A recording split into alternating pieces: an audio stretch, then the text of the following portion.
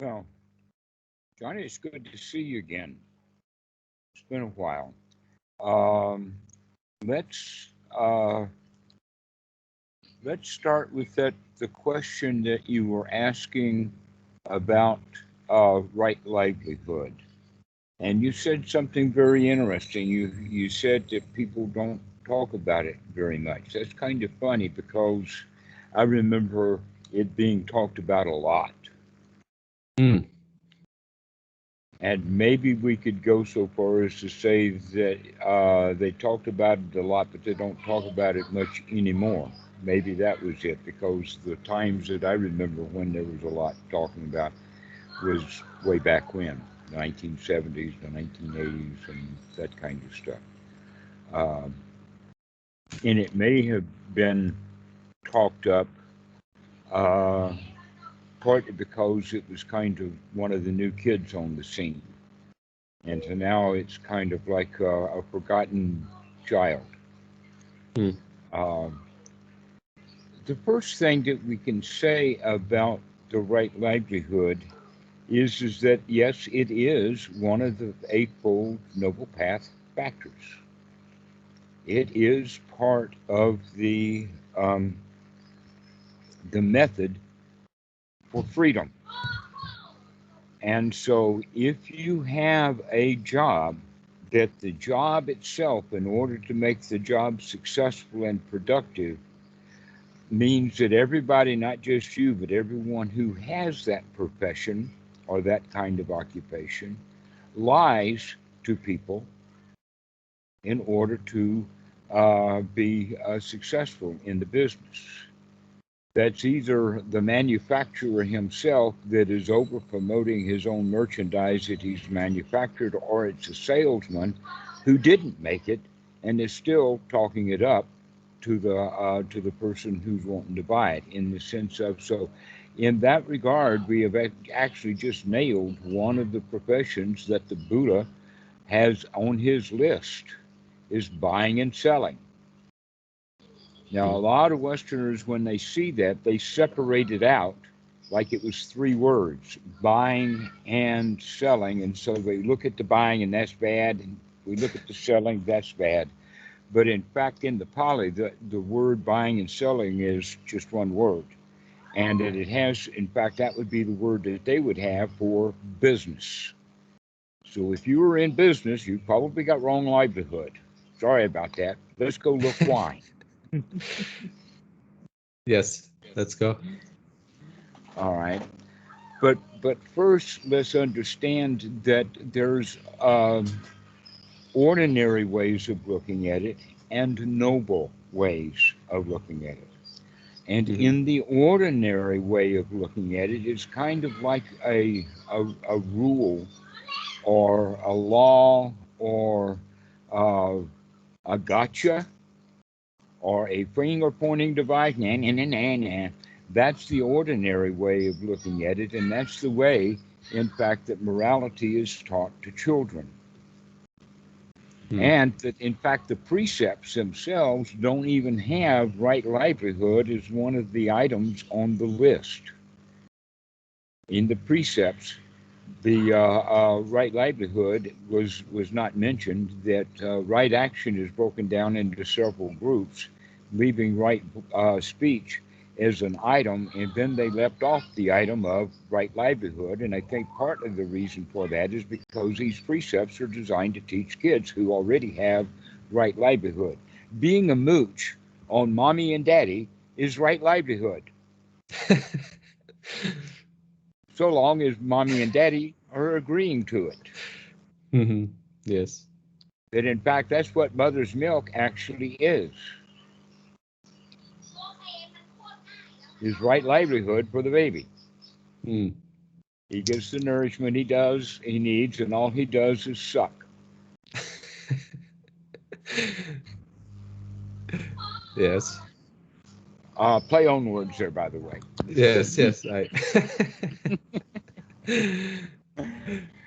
And so uh, there is an ordinary right view that's taught from time to time, but since it's not really in the precepts, it's not Mm. really. hammered home in many ways, and that leaves people with vast imaginations to imagine all kinds of things that would be considered right livelihood that is not right livelihood, as well as considering a whole lot of stuff that wouldn't be right livelihood, and they think that it's right livelihood. Basically, what we can use as the guide for all of this stuff is dukkha, dukkha nirodha. The livelihood that we have that brings dukkha to ourselves or to other people is not right livelihood, not noble right livelihood. And sometimes our livelihood is downright wrong because the things that we're doing in our wrong livelihood actually harms folks, harms people. And so some of the examples of that kind of stuff would be being in the business of weapons dealing, weapons manufacture. In those days it was swords. Nowadays it's AK-47s. But whatever we're doing, it's if the design for this item is to harm, to blow holes in things, skin and otherwise, then we're actually now intending to profit or take advantage off of someone else's or something else's demise or destruction. And so that reason, weaponry and poisons. Now the question would be, well, what poisons would go on there? For instance, would DDT go on that list? Well, the FDA would say yes. I see, yes. But some of your farmers would not, because they see the advantage in killing all of those bugs, not recognizing that they also kill things in the water, and the water gets in the river, and they kill things in the river, and so on.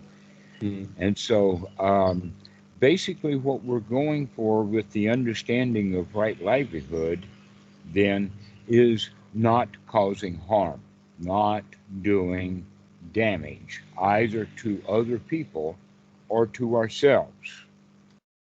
That in fact, that's what the whole teaching of the Buddha is. And that as we learn to not create and cause dukkha for ourselves, we get very, very sophisticated at understanding what is dukkha so that we can avoid it.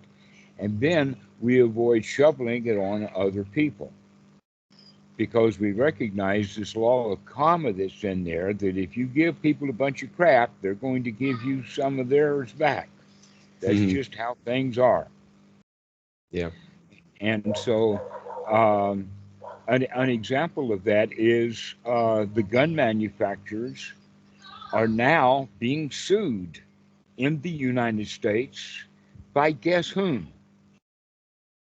The Mexican government is suing gun manufacturers in the United States in federal court. Why? Because they're dumping weapons into Mexico, causing all kinds of trouble down there. Actually, they're going so far as to making weapons special order from the cartels that's got certain features, and they manufacture them and then smuggle them right into Mexico. And the Mexican government, the Mexican people have had enough of that. So that's an example right there of wrong livelihood. But we could have said, well, wait a minute, they're making weapons anyway, and that's on the Buddha's list. That should be enough for me. No, it's actually a good idea to recognize why. Okay.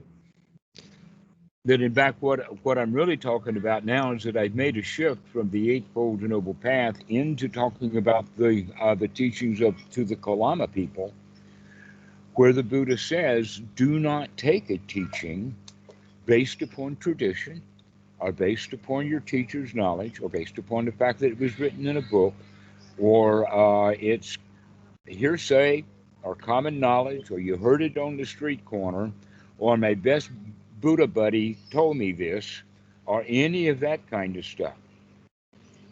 But rather, and not only that, but we can't just automatically accept it because it feels good, because there is certain things like confirmation bias. They've even got a label for it now, and boy, is that pernicious in the sense that people we will take things as true because they already thought that they were true. And so, therefore, when it presents itself in a new way, they just automatically take it because it already agrees with what they have rather than making yet a new investigation. Mm. So, this is the way that each one of us has to do. And mostly, there's an underlying question that people who would watch this video would ask to themselves, and you probably ask yourself that too. You're not actually asking me to, tell all about the Buddha's Eightfold Noble Path, including uh, uh, right noble occupation. But what you're saying is the question of, am what I doing now, does that fit? Yes, that's Yes. of course that's the Is main what thing. I'm doing now, is that right livelihood or is that wrong Mm. livelihood? And the answer is that it depends upon the way you look at it and the way you feel about it. And it doesn't have much to do with what someone like myself tells you. Of That what I course, can yes. do is guide you into looking for yourself how the occupation that you has causes you misery and suffering. Yes. Yes. And when you recognize that it is, in fact, causing you misery and suffering, you have some choices now to make that you didn't Mm. know that you had before. New Mm. choices. One of them is to change your attitude, which is the one that I highly recommend because that's actually the easier thing to do, is to change your attitude about your job so that you act in that job more nobly rather than expecting the nobility to come out of the job itself. Hmm. Yes, of course. Yeah. That any job that's going to be noble has to have some nobility put into the job, because other than that, the job itself is empty. It's Hmm. sunyata. Doesn't mean a thing. Yes. Yeah. I mean, it has become quite apparent. I would say that like it's all about me, not necessarily the activity itself. In the sense of like because like sometimes I've had very pleasant states at work and I've had very unpleasant states at work. So it seems quite obvious that Well, like in it's that not case, it couldn't possibly be the work itself. No, could it? exactly exactly. It's not the job itself. It's me, and the way that I approach it, and the way that I feel about it in that particular moment, and that sort of thing. Mm-hmm. Um, yes, yeah, uh, yes. Of course, that all makes quite a lot of sense, and it's quite easy to discern that is indeed the case. Not about like some factual, some like written thing like you do this, you don't do that. It's about how you feel and how you engage with that activity, um, and how what that activity kind of helps you cultivate. If it helps you cultivate suffering or cultivate more peace and that sort of thing. Um, yes. Okay. So. Of course, it all comes from me, right? Mm-hmm. But uh, being in a certain place or doing a certain kind of activity in general has um, a kind of flavor to it. It can be like a flavor that's kind of like slightly shifts towards positivity or slightly shifts towards negativity. Almost like a certain vibe that it's there that like once you enter your workplace, there's a almost like a shift that you can feel it almost in the body and in the mind as well, like a an environmental shift of like it kind of pulls you towards a certain direction. Um, but of course, that all just seems like a bunch of like constructs of the mind that I'm making, and I don't know if I make any sense when I Actually, said that. what you're touching on here is, um, let us put it in quotations in the beginning, and then we'll take the quotations out when we see that they're really not necessary. Okay, so um, in in quotations, we can say, uh, kind of, now that I having trouble putting it into words, now that I'm going to put it in quotations. Well, if it helps remove the quotations, maybe we can start with that as well. It's Right. Okay. Um, Well, let's go in this direction then. It is what you make of it. Mm. And when you make it, then we become attached to it as in the sense that it's mine. And in fact, we think of it as my job Mm. rather than thinking of it in the sense of, well, this is what we're doing right now. Mm-hmm. Yes. That we get long time frames and long references. That we can't just be who we are right now because we've got to carry, let us say, not just the baggage, but maybe even the dressings or the clothings of what we were before. Mm-hmm. Okay. That would be especially true for people who have changed jobs. Now that they are going to, in their first day, week or so of the new job, they feel frightened and afraid because they somehow think or realize that the clothing, the mental clothing that they were wearing in the old job doesn't fit into the new job. Okay. So back to the point about it has to do then with environment. That you've heard things like you are what you eat. Mm. Yes. Well, there's another one that's actually quite important, but they don't say it like this because nobody can make any money off of this. And that is that you are where you are. Okay. Where you are, that determines who you are. Now, let's give some examples of that. One of them would be the example of the barfly versus, Okay. let us say, versus a delivery boy who delivers pizza, but he's very young and he's never been in a bar before, and he walks into the bar and it's got a certain flavor or smell, and he's got disagreeable to where the barfly, this is familiar. Mm-hmm. Okay. Now, in that environment of those two, which one is most likely to become an alcoholic? The barfly or the kid just wandered in there because he's delivering pizza? I think the barfly, because it's been there cultivating that habit for a long time. Especially since when I announced this as guilt by association. Mm. All right. Or you are where you are. This happens in all kinds of things. You're frozen. Are you still there? Oh, sorry, you're cutting off a bit. Can you hear me? Yes, now I can hear Oh, you. You started to move again. Okay. So sorry. this, Yeah. this, Okay. this thing that I started to put into quotations was the phrase guilt by association. Mm-hmm. That we are guilty of doing the things that the people that we hang around with are doing. Actually, it's written right into the law in the sense of Okay. accomplice to a crime. You don't have to be involved with it. All you have to do is just sort of be at the wrong place at the wrong time and know you are. Mm-hmm. I see. Yes. Okay. So the same thing happens with many other things. For instance, when a young man gets married, he stops hanging out with his old buddies and starts hanging out with people that his wife wants him to hang out with, which winds up being newly married people. Mm. Yes. Okay, another example of that is that when a young man joins the army, does he get to stay at home and only go to the army post like a regular job, 9 to 5? No. No, they want him. They want him. All Yeah. right, he's going to be completely submerged into the culture of boot camp. Mm-hmm.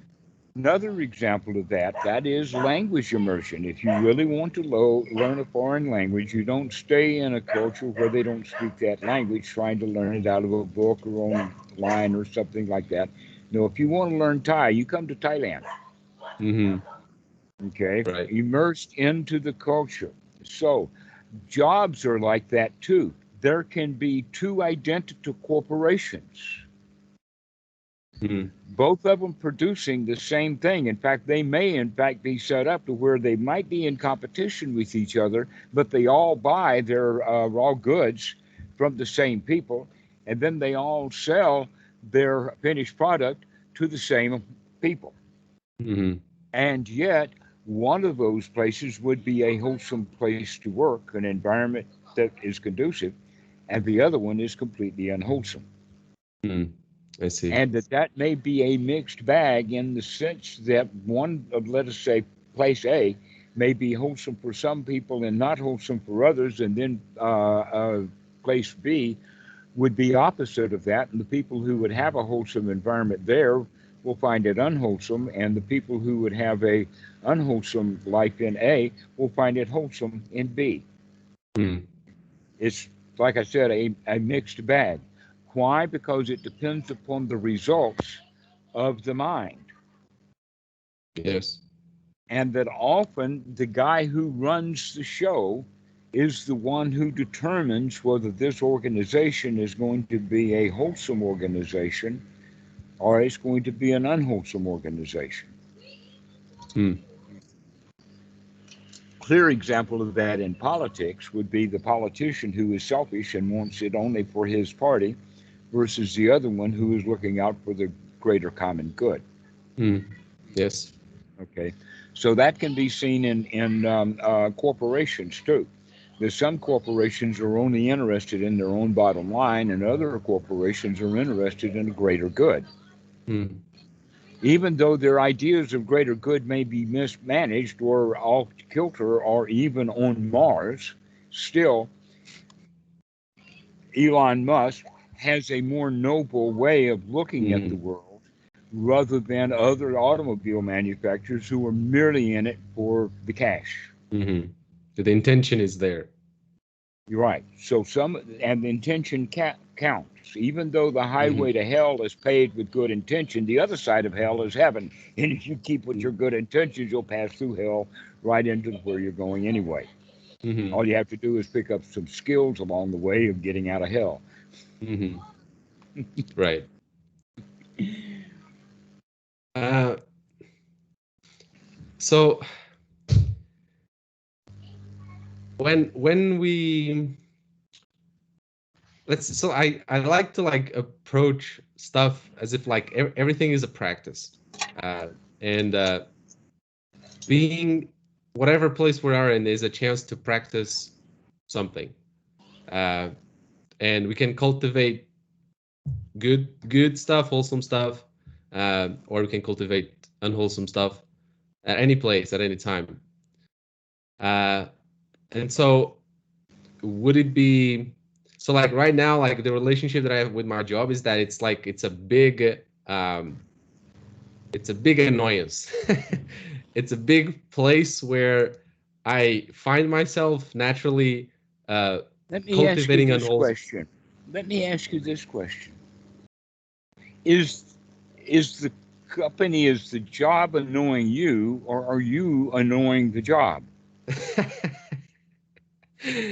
Good question. Yeah, it's certainly me. It's certainly not the job. It's now it always everything always comes from the way that I'm feeling and how my thoughts are and how my mental state is and all that sort of thing. Right. Um, That's correct. So let's add the next line. And most people are out of control and they don't even recognize that they can be in control. mhm. Yes. That's the real issue is that it's never the job, it's always how we feel about it, and how we feel about it is either one or the other. It's either ordinary or it's noble. If it is Yes. an ordinary response, an ordinary feeling, then that means that it comes out of your own past in our childhood, where we felt a sense of loss or a sense of gain or a sense of punishment, retributions, doing what we're told to do, and all of that kind of stuff.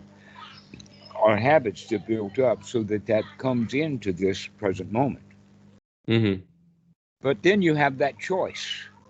The choice is sati. Are you going to take the choice to wake up? Mhm.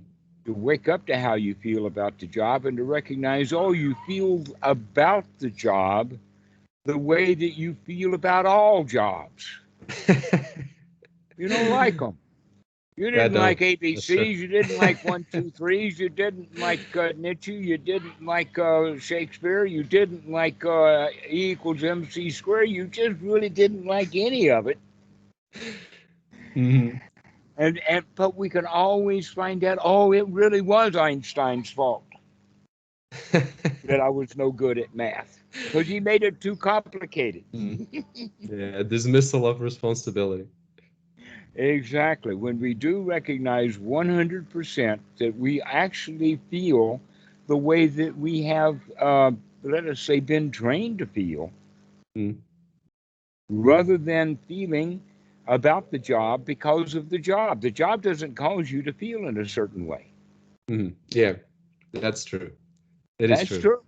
But and I know that. I know that. But it's yeah, But do it's you tricky. yet know But that then you have a choice about that? That if you can begin to control the way that you feel, yeah, I then you come. can approach that job in a more noble way, and that means that the job itself becomes more noble Yes, of course. because you're Yeah. bringing the nobility into it Yeah. intentionally Hmm. as Yes. opposed to hating it. Hmm. Okay. Guess what? Doesn't matter where you are, but let's just say that you, this was years ago, and you were on an automobile assembly line. And Hmm. every time that you thought of hating your job, you just kind of drop a bolt off of that thing that you were screwing in. Screw it, you'd say, mentally, rather than actually screwing it in physically. All right. Yes. And then later we begin to find out that, oh, jalopies all over this area are falling apart because they didn't have all the bolts screwed in. Right. Right. However, a noble in that particular position would be, hey, I'm having a blast. Let me see how tight I can get these bolts. Mm. This is a lot Right. of fun. I could do this, do it Yes. over and over and over again. I'm really good at it. I'm the best screwer in town. But his bolts are on tight and the jalopies don't fall apart. Hmm. So that's an Right. example then of taking a noble attitude to something winds up it generally being high quality rather than Mhm. slapdash. Yes. Yeah. When we kind of like devote ourselves entirely to that activity, the job becomes better. We feel better about the whole thing. We feel better about ourselves. Everything's better. Hmm. Yeah, basically. Yeah. Exactly. Now, when we take something noble to the task, then that means that we are actually more honest with ourselves about the work that we're doing, which then means that we are now kind of bound to be more honest with the people that we're working with about the job that we're doing, including our customers. Mm. And so we're going to be more honest with them rather than relying upon regulators. The reason that we have regulators in the United States is because all of those employers are doing a business that's not noble. They Hmm. need to be regulated because they're willing to cut corners because they're doing it selfishly. They're not doing it for the greater good. So, like for instance, Southern Pacific, I think is it, a paper products company in Georgia owned by the Koch brothers. They make all kinds of diapers and whatnot products and whatnot. Hmm. But nobody wants to live within 100 miles of that plant, especially down the river Hmm.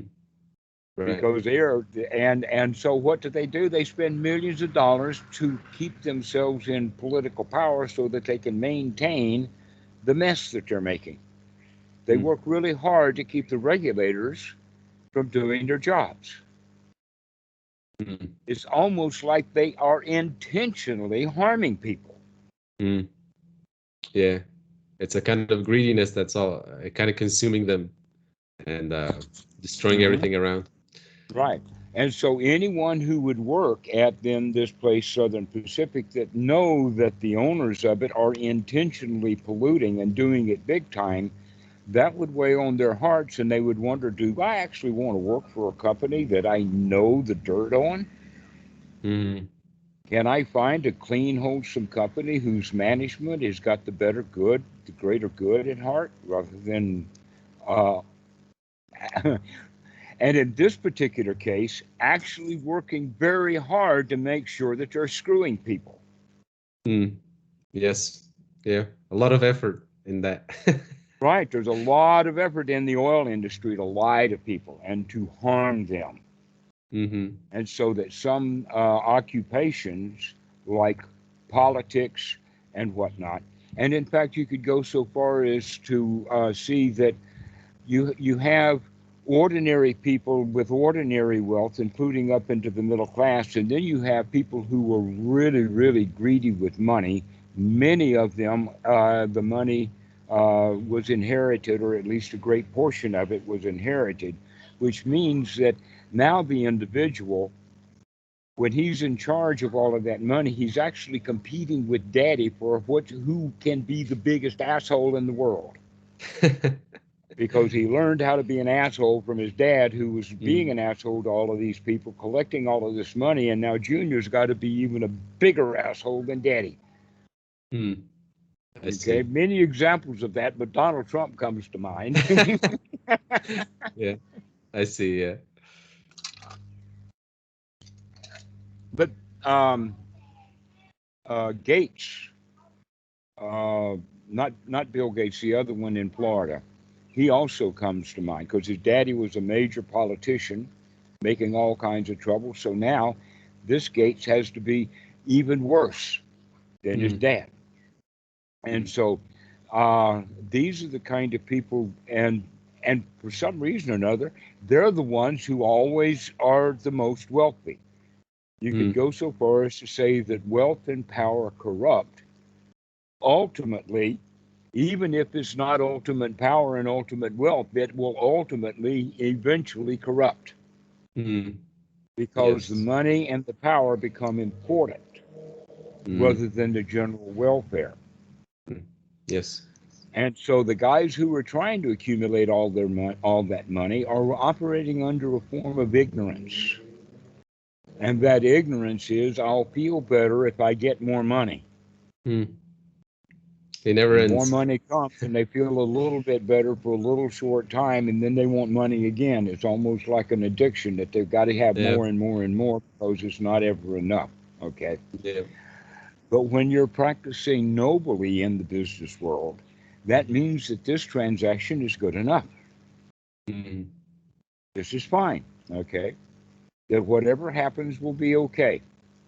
And so we wind up not competing so much. So we could say then that any job that you have to compete in is probably not the right livelihood for the individual who is compelled to compete. Right. It's almost like, in school they talk about two kinds of games: competitive games that have scores and winning, and then they have non-competitive games where everybody's happy and there's no score being kept. That would be a win-win situation. Guess what? Capitalism don't do that. Capitalism is all about scoring points and winning and taking and grabbing and taking advantage, etc., like that. So you could go so far then as to say that capitalism itself is in danger of being wrong livelihood. Yeah, I can see that. Yeah. But that doesn't mean that you have to quit capitalism completely. But you could certainly move over to the side, Right. rather than being a major player in the game. So moving to the side of capitalism so that we can find a place where we can find comfort and security, and also doing someone some good, some value. That another way of saying it, in fact, going back to the Eightfold Noble Path, that right livelihood is the last item on the list because it should be the last item that's actually cleaned up. That all of the rest of the Eightfold Noble Path is, in fact, getting one ready, including that getting our mind organized and getting the mind unified, sama area samadhi. That puts us in the position of being free from want or free from desire. So if you don't want anything, you're likely to not kill anybody for it. Okay, and if your mind is pure and clear, you're unlikely to steal something from anybody, just in the normal context. Now can put it into the sense of right livelihood, and we can put it back into that context. If the mind is noble, then we're not going to intentionally take advantage of people with this buying and selling, shysterism, tricks of the trade, pulling a fast one, giving specifications for one grade of concrete and then pouring a lower grade, the tricks. That happens so much, feels like. Mm-hmm. Yeah. So a lot of it then has to do with honesty and our own mind. And also it has to do with how we're going to deal with others, which means that if you are in a business or a situation where you have to continuously deal with a shyster or a crook or someone who's lying all the time, it is better to find another place to do business. Mm-hmm. Okay, Right. just like going back to the bar. If you're sitting there with a drunk at the bar, the likelihood is that you're going to get drunk sitting there with him. Yeah. That's the sort of thing that I meant when like it feels like everything in life is like a practice or an opportunity to cultivate something, and those kinds of circumstances and situations that we find ourselves in sometimes in our jobs tend to like be directed to cultivate a particular kind of thing, like being at the bar, or right, it kind of like cultivates this like this it's a practice of like being more, it's like we're practicing getting that sip of alcohol, slowly, a little bit every day, that sort of thing. And yeah, and it's it seems quite, well, limiting beliefs, I suppose, but it seems quite hard to find a place where, well, we do our best, I suppose, but we find a place where we can cultivate that, where like a place where like the actual boss and that sort of thing has this sort of mentality and this sort of will to have this environment at work and that sort of thing. But of course, fundamentally, all comes from us first and last. But yeah. Yes. So that basically means that it's a 1-2 punch or a 2-step. First, we clean out the inside, Mm-hmm. and only after we have the inside cleaned out, at least for the moment, not long term, just not like, oh, I've Yes. got to have 10 years experience of absolute pure mind before I'm allowed to go to 7-Eleven. No, I'm not saying. But in the moment when the mind is clear and we can see, that's the time that we actually look Mm-hmm. closely. And it's also the time that when we've got the inside cleaned out, that we could go back and then operate on the outside nobly for at least a short period of time. Mm. Until what is the Latin phrase?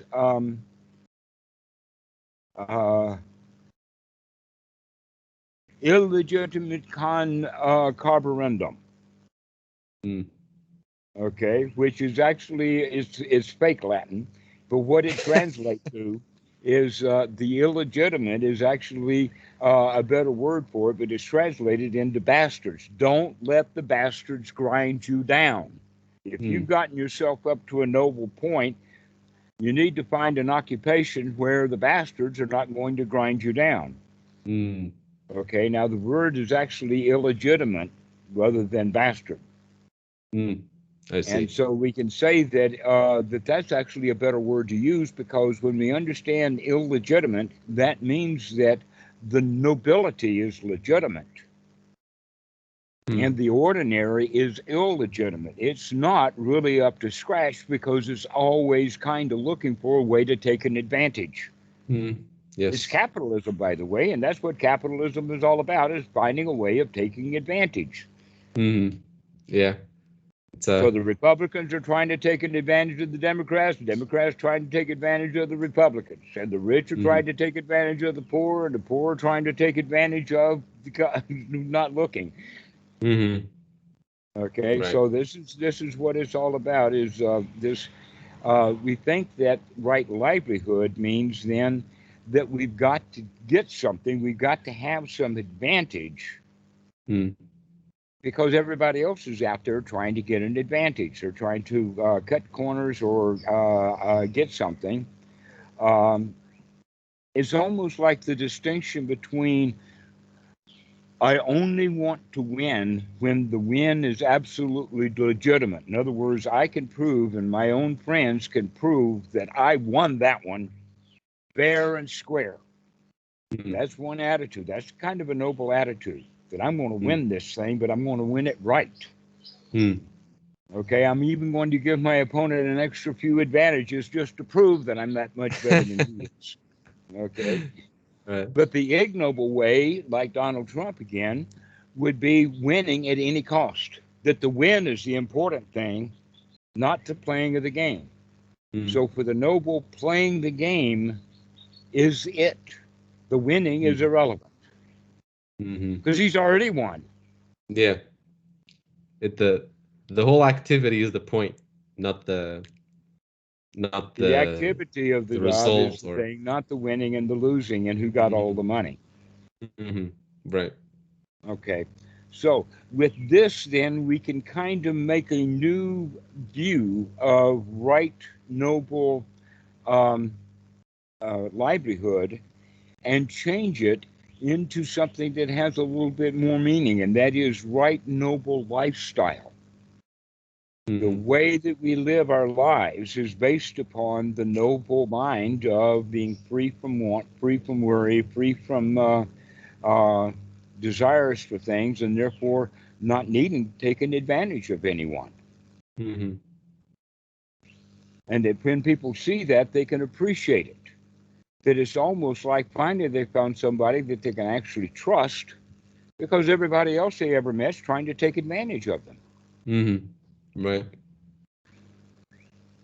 And so this is the way that we want to start having a lifestyle. The lifestyle is that we do everything up front with nobility shining. Mm-hmm. And with that nobility shining, then people pick up on that and they start to become noble also. It's just like joy. It's really, really hard to maintain anger when you've got a whole bunch of people teasing you. Mm. Right. Okay, or even if you've got one jolly guy who's there, one person spreads joy everywhere. It's almost like a Johnny Appleseed. Yeah. Yeah, it really is. Yeah. And so this is the way that we want to approach our lives so that we have the lifestyle that then just kind of fits into the livelihood thing. But really, what we're doing is not so important as are we enjoying it. I've even gone so Mm-hmm. far to tell a couple of the students is that you're being friends with all of the people at your company is the only job that you've got. Mm. Yeah.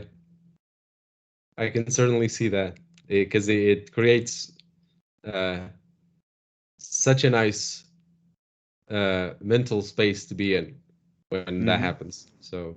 That the actual job that you have to do is secondary, that the primary job is to be friendly and happy with everybody. Mm-hmm. Janitors, the nerds, the freak show, everybody. Mm-hmm. Right. That in fact this everybody at work is is pointing to metta in the sense of the 4 points of the 6 points of the compass. Have you ever heard of the 6 points of the compass when in reference to metta? I have not. Okay, the 6 points of the compass in Western mind, the compass is pointing north, therefore north, and the North Star, and on Mm. and on and on. North is really north, to where in these the 6 points of the compass, uh, in the old time of the Buddha, they're talking about the metaphor of the people who were right in front. Those are the people that we do business with, that we associate with. We are at work. Then on one side, we have our friends. On the other side, we have the family. Behind us are the people that we've either turned our back on or the people who are trying to stab us in the back. Mm-hmm. The people above us are the people that we ourselves consider authorities. Many people Mm-hmm. will see cops and priests and politicians and whatnot, very rich people, bosses, that kind of stuff would be above us. And then the people below us are the ones who actually help us and are servants to us, including cashiers, table waiters, and those kind of people. People Mm-hmm. who pump gas. Only in Oregon and in Thailand do you get gas pumped, but there are Mm-hmm. people who do that, and so we have to treat them well. Now, this is completely different than the Western mentality when they say, may all beings be happy, because all beings in that situation is just a concept. Mm-hmm. So when I'm talking about, say, the company that you work for, well, it might be a really, really big company, and you've got an assembly plant in, let us say, Nevada and one in Texas. Well, if you're in the plant in Nevada, then your world is going to be that plant in Nevada and the people that you're likely to run into there. You don't have to worry about making the people in Texas happy. They're not Right. in your world. Mm-hmm. That's how we're beginning to look at it, is that your world is only as big as you have fingerprints. Mm-hmm. Or another way of saying it is your world is actually the world that you personally can sense with your eyes and with your ears and with your touch. You can touch people. The people Mm-hmm. that you can touch are in your world. The people that you cannot even touch or even see are just merely mental concepts for you. Mm-hmm. And Right. so those are not the ones that we're talking about. We're actually talking about not having metta or loving kindness for everybody, because that's too much. I mean, if we can't even make the people around us happy, how in the hell can we make people who we Mm. don't even know happy? Right. Right. Especially when so many of them are just downright refusing to be happy. Right. Yes, that is true. Uh, Actually, now that you're talking about this, I recall seeing, and I think it was actually a video on YouTube from you as well, with the talk about meta with someone else, where you talk about the 6 directions, and then when you started to talk about that, I reminded, oh, I remember this. I remember this. Yeah. Hmm. Um, mm, So we can think of that 6 directions, because every job that you will have, I mean, even the mechanic will have people below him and above him, and people mm-hmm, on all four sides of him. And even the new hires will have people below them if they look down on anybody. Even if it's just the, let us say, the lunch machine, the sandwich machine, okay? right. And so we all have all 6 directions, and we deal with things in all 6 directions. And in many cases, especially at work, we can think of that these 6 directions are not necessarily human. Sometimes they're human substitutes. I mean, how Mm. many people hate robots and they've never seen a robot? They just True. hate the concept, or maybe all they've seen is a video of a robot for about 10 seconds, Mm, but they haven't maintained a robot mm, for employment, let's say. So this idea then is beginning to treat the world in the way that we're radiating joy. mm, But you got to have a central core of joy in order for it to radiate. It's almost mm, like the lighthouse is not going to show the ship where the rocks are if the lighthouse can't even get its own lights on. mm. Right. Yeah. And boy, isn't that nice to be joyful? Yeah.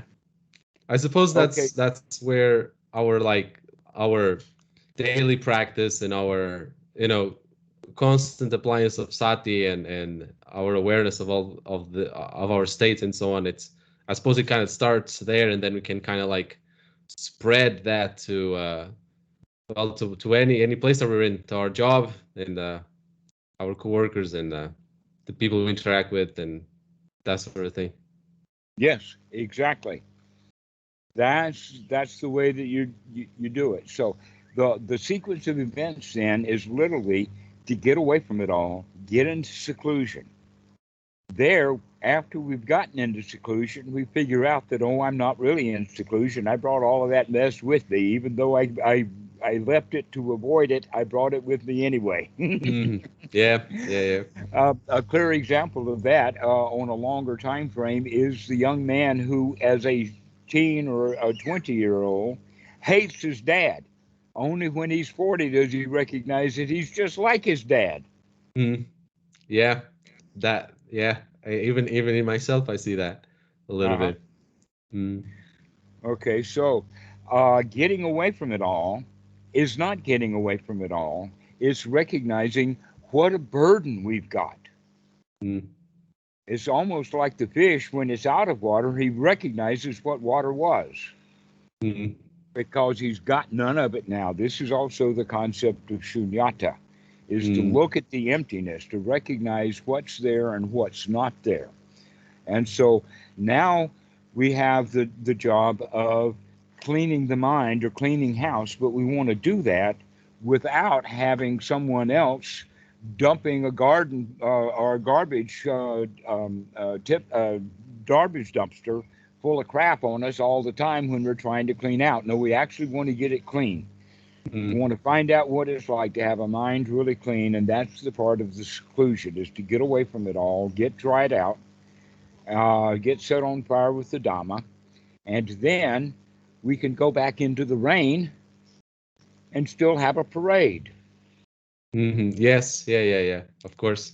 Yeah, when we develop that space, that mental space, then we can be independent of circumstances and be joyful just the same. Yeah. Hmm. And that's when we can actually now start looking at it at a little deeper level. Is it this job that I need? But we're only looking at that from the wholesome. This is an Mhm. important point because everybody who's going to come and ask this kind of question is already coming with the point that they're dissatisfied with the job, and so they're going to have confirmation bias.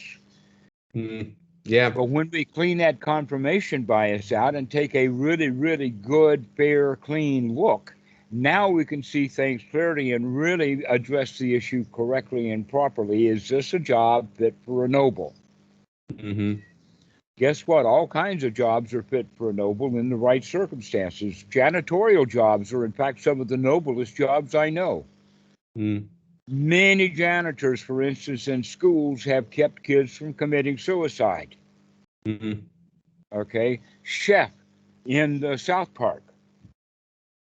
He's the only noble thing in that whole show.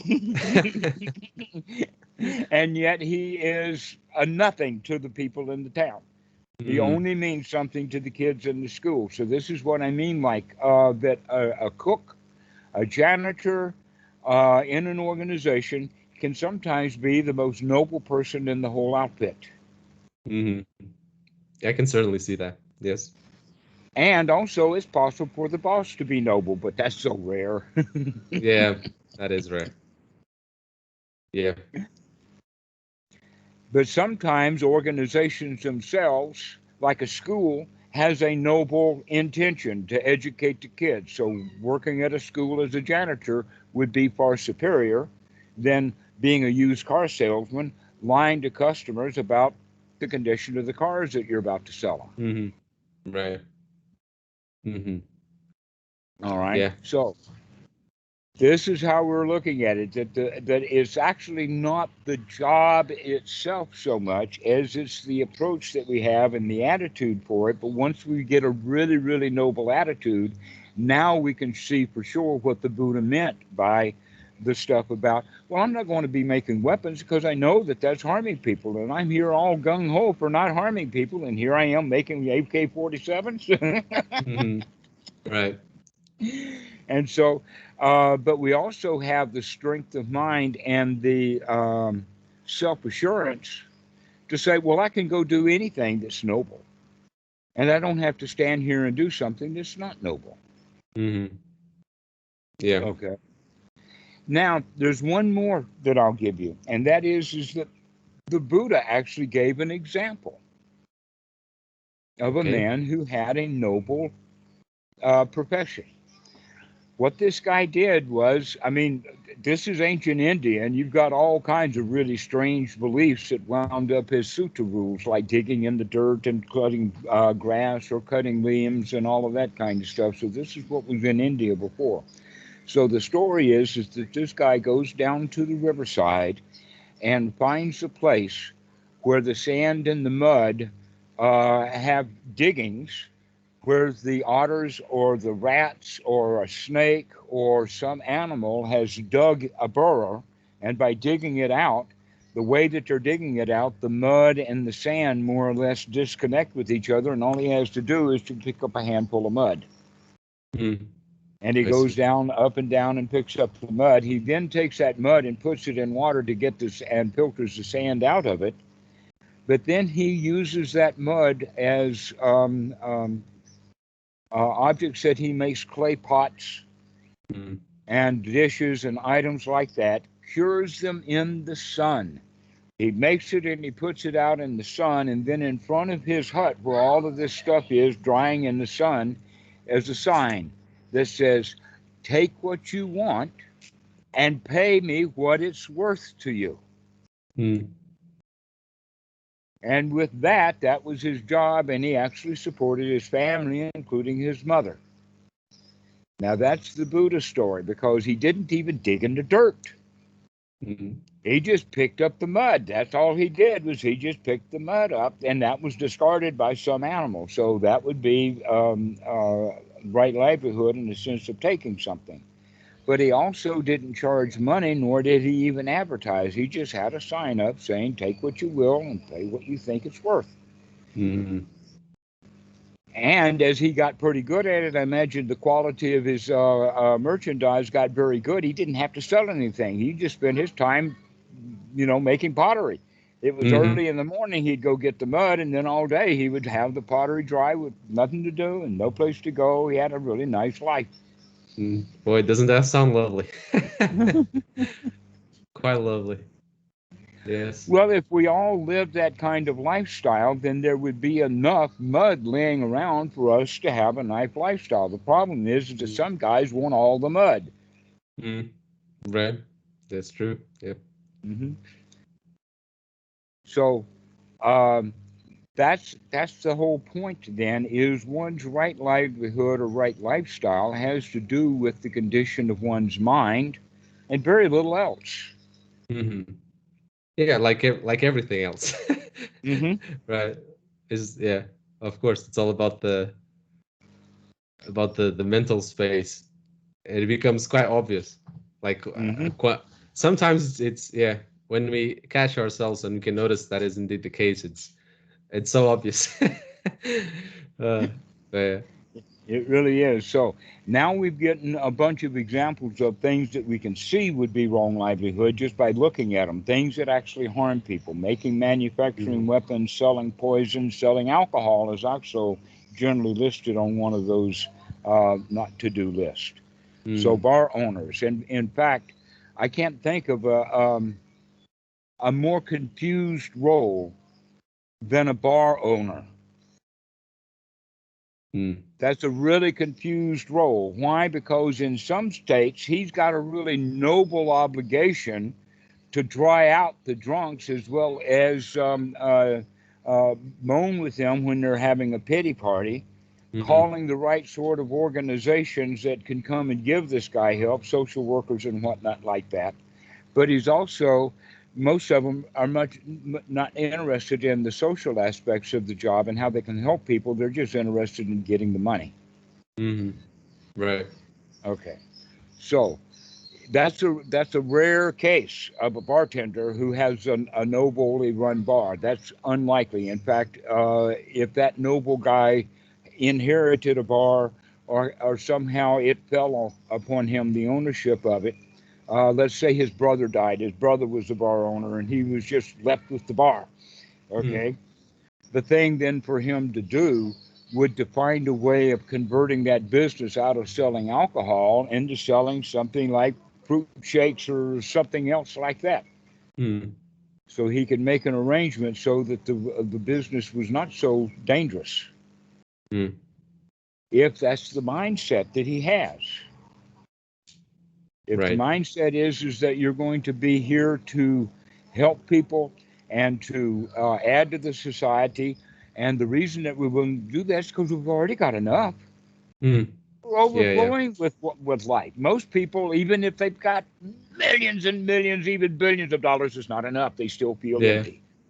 yeah. Never ends. What about like just a quick curiosity that I just came to mind?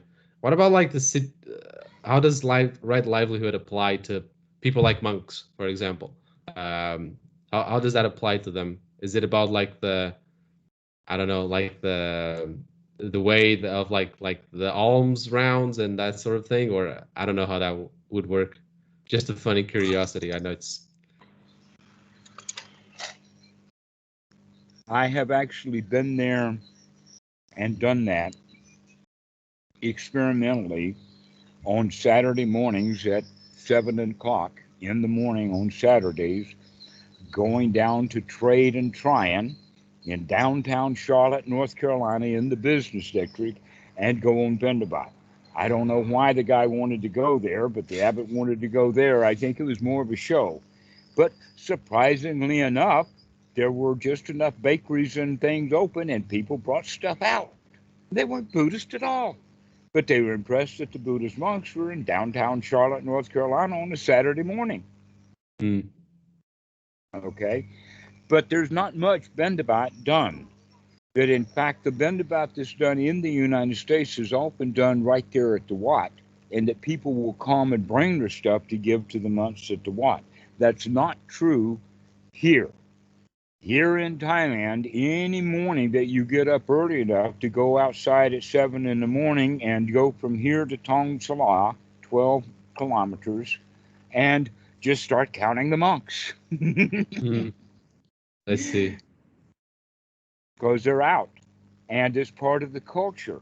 It's been a part of the culture, and I can see that the way that the culture got started was not because of one monk leaving India and going to China or Burma or Thailand or whatever like that, that they actually went in groups. That when they traveled, they took the whole show. What do I mean the whole show? The triple gem, the whole show. You got a Buddha in this crowd, you got the Dhamma in all of these monks, and you've got a Sangha here. You've Mm, really got a Sangha.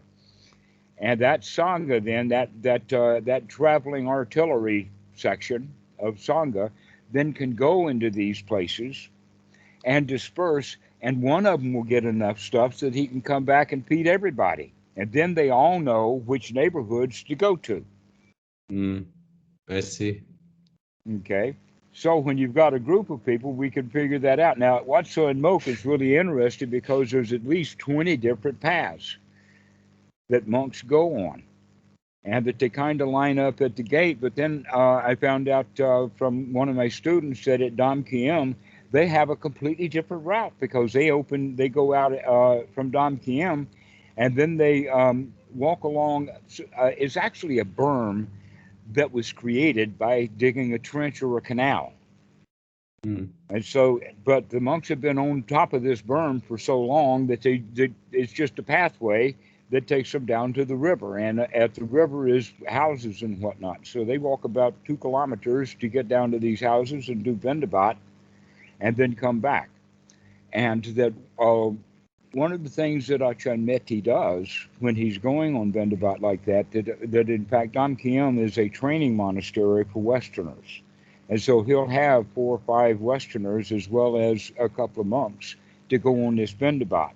Well, that's very, very traditional in Thailand. They actually have particular names. One would be Luksit if he's actually a student of the Achan. And the other one is a funny word, is Kapow.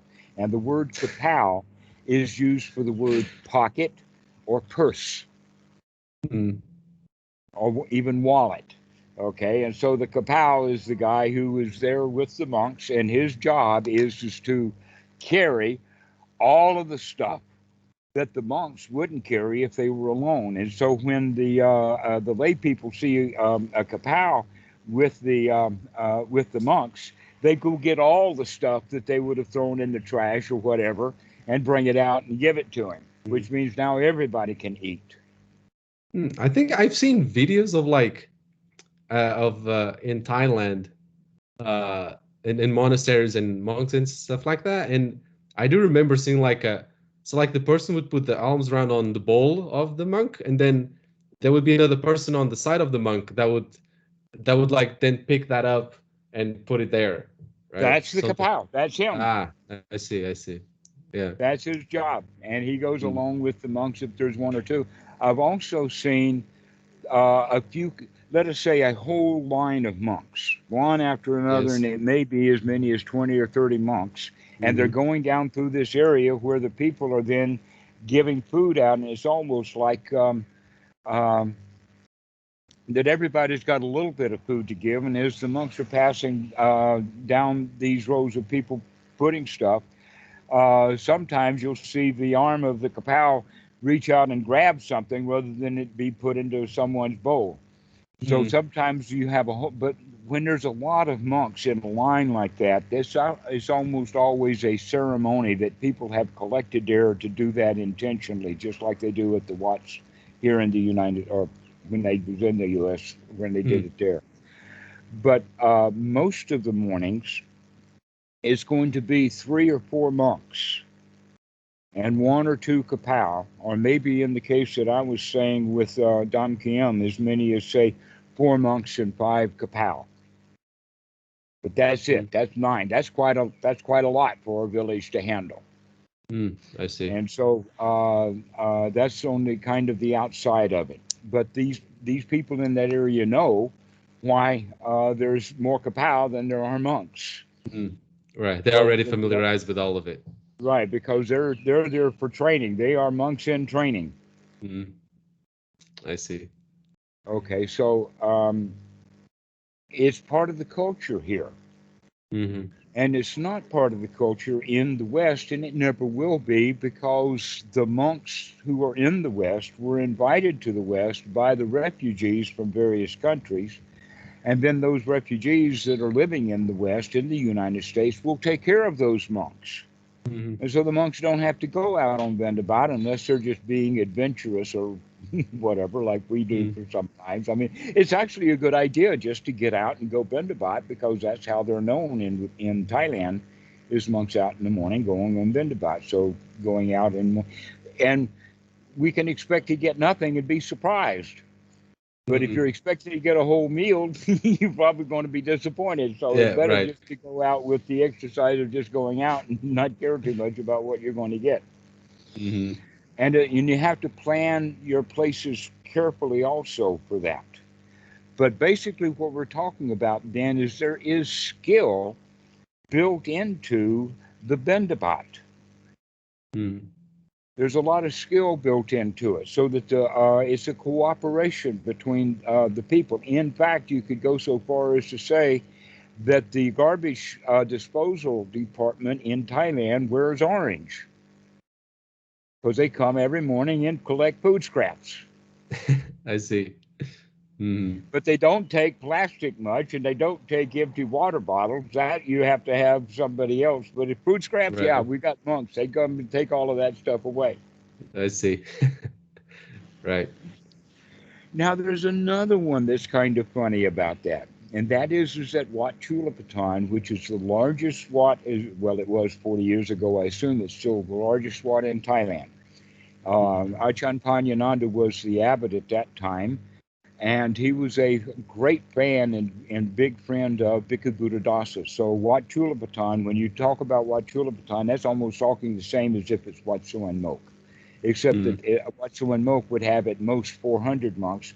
Wat Chulapatan, 2,000, sometimes 3,000 monks. I mean, this place is no slouch. It's a huge place. Mm. And in those days, and I think that later the school was moved, but in those days, in the mid 1980s, there was a huge school for kids that was beside the property of the Wat. On the other side of the highway was a huge, huge slum, and the Mm. monks would go off into the slum. And when I'm saying slum, it wasn't necessarily dirty and filthy, but it was very poorly constructed buildings with low-hanging roofs and that kind of stuff. And so we go off into this area for Bendabat, and the monks who go off into that area from Wat Chulapatan by the hundreds come loaded down every morning with so much stuff that they can't carry it all. Mm-hmm. And so then the monks sit around and have breakfast together, and then all the stuff that they can't use gets put into great big wash tubs. And then the kapau that are there at the temple take all of these wash tubs, put them on the back of the truck, take them down the road, and give them to the school.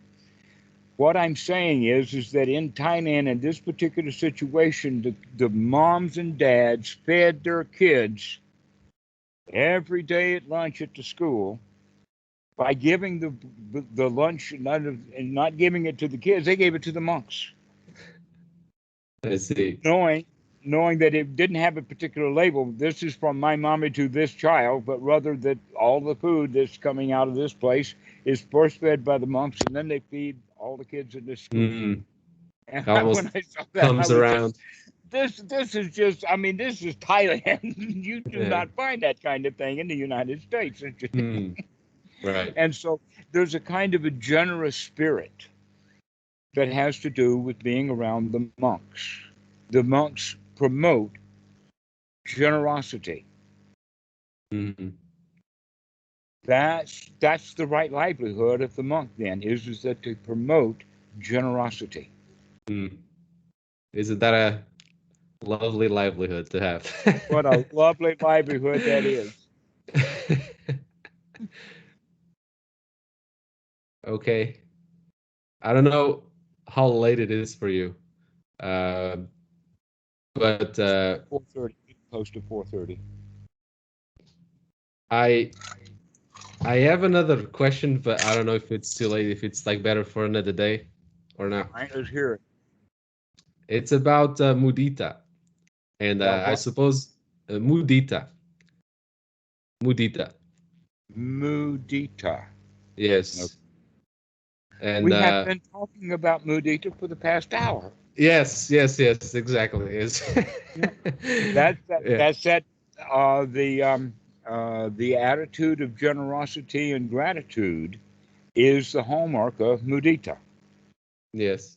It is referred to in English, the translation is sympathetic joy, but the ordinary way of talking about it is the way that the Buddha says that he can find pleasure anywhere.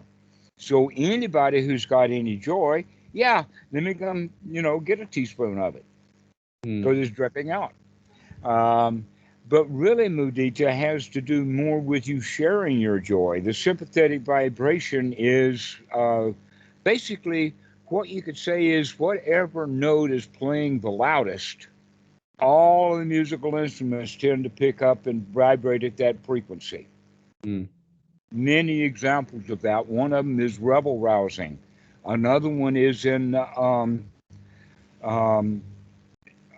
Shelley's book on Frankenstein. At the end of the book, everybody in the village is absolutely terrified of this monster, and one guy gets brave and he says, "We can do it. We can take care of that guy," and he rips up that mob, and they go get their Frankenstein. Okay. Because one guy can change everybody's attitude. This is Mudita, whoever's got the strongest voice. Well, guess what? In our society in the West, normally the strongest voice is the one who's the angriest or the one who's the most afraid. And so if you've got somebody really afraid about all the stuff that can go bad, he's going to make everybody afraid because he's shouting it at the top of his lungs. Unless he's saying it's a crackpot. So is there any is there any say a particular way to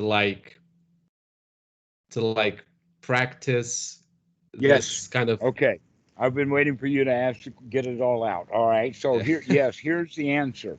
Think of it like this. Have you ever heard of people bringing a knife to a gunfight? Yeah. All right. Knowing that, you've got to start taking an atomic bomb to every fight. Right. Right. What is that? Explosive joy. Mm. Right. You got to overpower them. Okay.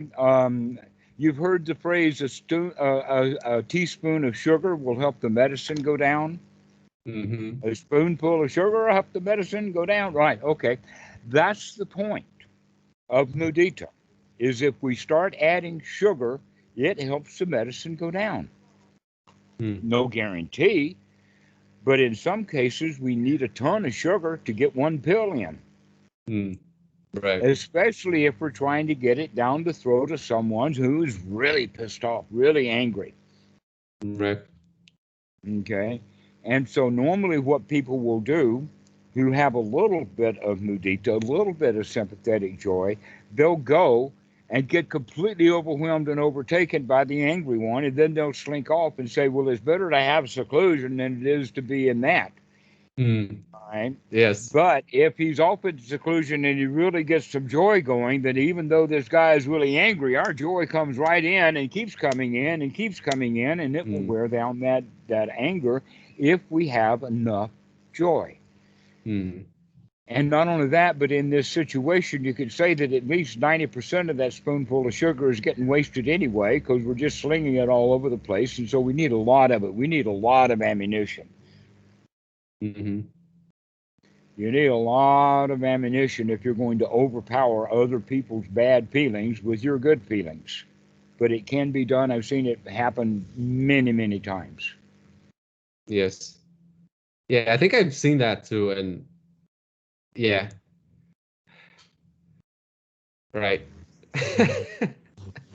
So that's what mudita is. That in fact you can see the sequence is that if we have kindness for other people and we can see the situation that they're in, instead of jumping into that situation ourselves, and misery loves company.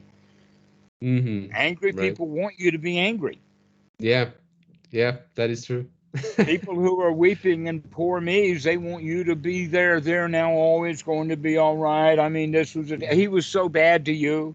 Oh, he hurt your feelings so badly, that kind of stuff. You feel you have every right to be as mopey and as unhappy as you are.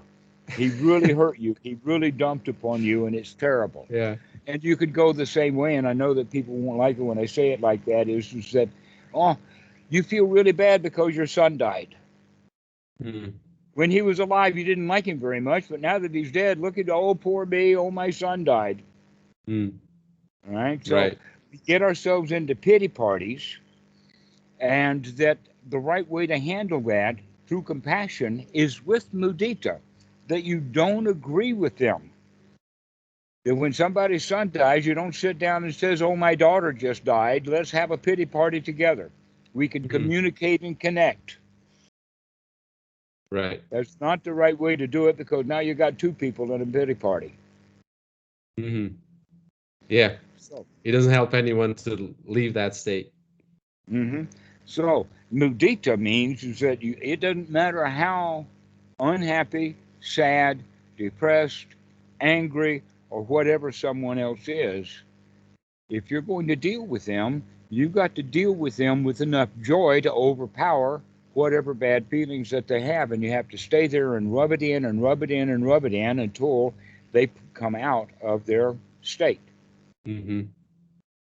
Yeah. And Okay. sometimes they get really stuck into it. They're bound and determined you're not going to get them out of it. Oh yeah. That's quite a. It's like most people, I would say. Yeah. And so more sugar, please. Right. Yeah. Yeah. But I, there seems to be some. Well, I don't know. It seems to be like some kind of like threshold as well that like we can't that like after we do it and we do our best in a kind and loving way, and then uh it just never seems to work. Then at some point, like, do we just like take a break? Because at some point it feels like even that That's it what starts to I affect us mentioned as that, well. that if you do not have the joy to manage this bad feeling, then the right thing to do is say, oh, excuse me, I've got to go to the bathroom right now. Yeah. And then the bathroom you find happens to be 5 kilometers from here. Yeah. So we return ourselves back to seclusion and we cultivate the happy states again, and Right. then we go back at it again. And then you go back at it again. Right. And treat it as a training exercise. Other people's bad feelings is a training exercise, just like your own bad feelings were before a training exercise, except now you have the skills that you need to deal with it. Mm-hmm. Right. You develop those skills getting rid of your own bad feelings. Now you can happily deal with other bad feelings without having to feel bad yourself. Mm-hmm. That you've got the power now. But that's the right attitude. The attitude is that I can maintain my cool no matter what. Mm-hmm. Right. Yeah. No matter how hot they get, no matter what temperature they glow at, I'm going to maintain cool. That's mudita. Mm-hmm. And I think I've heard as well somewhere, or seen written somewhere, that it is the antidote to jealousy. Is that true? Or am I confusing it with karuna? At an ordinary level, yes, that's true. Mm. That's the beginning. That's when your fellow employee gets the job to be the boss that you wanted. Mm. Okay? If you were competing with him for that job and he got it, now he's going to be your boss. If you continue in that, being jealous of him about that, it's going to affect your work performance and it's going to affect his attitude towards you. Mm-hmm. If, however, you can get your mind together enough, you'll go and invite him out, and in fact the whole work group, to lunch, and you pay for it, congratulating him. I'm so happy that you got it. Boy, I wanted that job, but now that you've got it, I don't want it at all. And so you give him that job. You are sympathetically joyful for him, because if you don't, you're going to get fired by staying jealous. Then you really will feel bad. Not only did you not get the job, but the guy who got the job fired you, and I don't even know why he fired me. I was the best employee there, is the kind of mentality we have. We will not accept the fact that our jealousy is what got us fired. Mm-hmm. And so, yes, there is that element there. But if jealousy was never the issue for you anyway, that this is an ordinary situation, that somebody's just angry because of their angry, it's got nothing to do with you, but you got to deal with their anger. How are you going to deal with it? Joyfully. Mm-hmm. Right. Just like how are you going to handle a very tense, dangerous situation like a traffic stop where the cop stops somebody? There you look in your rearview mirror, red, blue, red, blue, red, blue, and you hear that, or whatever noise that they make. How do you feel? Yeah. All right. How do you feel? Normally, people feel afraid and uptight, and by the time the cop gets to the door, they're freaked out. Mm. Yeah. And so the cop picks up on that. And so now you've got two people afraid. But if you've got presence of mind, if you've got, I've got my sati together, it's a cop here, never mind. And so when you roll down, you went, hello, officer, I'm really glad to see you guys out tonight. I was feeling really safe and secure knowing that I've got good cops on duty. Thank you, sir, for your service. Now, what can I do for you? Right. With that kind of attitude, you're less likely to get a ticket. Mm-hmm. With that attitude, you're much less likely to get shot. Mm. Yeah. Right. Okay, so that's mudita for you, right there. And got nothing to do with jealousy, but it has to do with, do you have the joy to spread it around in a tense situation? Mm. But it can Take still the edge off be the thing, so they say. But it can still be used for that purpose, right? For the jealousy aspect as well. Actually, I would do that a little bit differently. Here's how I would do it. Jealousy? I'll be right back. Let me go take care of this jealousy. I don't need to be here with jealousy trying to fix it up while you're watching me be jealous and try to get over it. No, I'll go take a hike. I'll go do that in private. I'll get over it. I see. Go into seclusion with jealousy, and when we're over that stuff, then we can come back with full-blown mudita. I see. So we just do our regular practice of going back into seclusion and practicing these wholesome, happy states. And so in that situation with that, then you could say that while the guy is being told that he's the new boss and you're standing there with all your jealousy and rage and all of that, the right thing to do is to slip off behind, go into the bathroom or down the hall or into the stairwell or something, and take a few deep breaths and get over it. Yes. Get yourself into seclusion, and then go back in there all happy that he's gotten the job. I see. Yeah. Right. Because the only other thing is to be jealous and get fired. Right. He doesn't. Or you can be his best friend. You can be his best buddy. You can help him be the best job and best boss in the whole place. Right. By supporting him. Yeah. I mean, after all, you are not even just as good as he is. You're better than he is. He just happened to have gotten the job, but that doesn't mean he won. I won. I'm the winner here. Right. I see. Okay. I think I'll call you somewhere soon, maybe next week or so, because I'll be doing a retreat in about a month, and I'd like to hear your thoughts on that as well. Excellent. Also, where are you located? I'm in Finland at the moment. In Finland, okay. We have a UK Sangha that's 10 o'clock on Sunday mornings, UK time. So whatever time it is in Finland, 11 or 12 or 1 or whatever that, feel free to join us. Do you have the link? I do. Actually, when you type that on Discord, you type like a message saying that you responded to me. So that was so I was the person who asked. So excellent. So I'm aware, and I'll do my best to be there tomorrow.